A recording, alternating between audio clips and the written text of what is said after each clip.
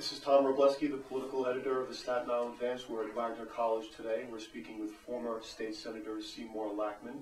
For all those who had that hope in Governor Spitzer, those perhaps like yourself who look forward to this sort of breath of fresh air, I mean, personally, never mind politically, but personally for the reform movement and also as people, it must be very disappointing to see this happen and sort of by his own hands, so to speak. I thought it was a wonderful opportunity about to happen, and now it's gone.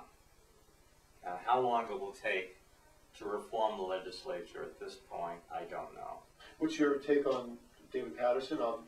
I was about to give that would to you. Would be David, governor of yeah. this, and Right. how do you think he'll David Paterson, I worked with David Paterson very closely for a dozen years. I worked with him when he was the deputy minority leader and supported him when he became the minority leader of the state senate. And I look upon David Paterson as being a very, very bright, intuitive, collegial, and articulate person. Does he have the charisma of the current governor? As of now, he does not. I think he will do everything possible to put his imprint on the governorship. But it's a difficult situation because I'm led to understand that the Senate Majority Leader now becomes the President Pro Tem, or sort of an acting lieutenant governor when needed. When needed, for different things.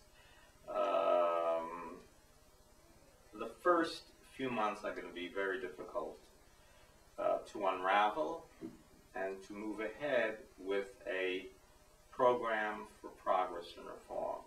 But I know that David Paterson is a reformer.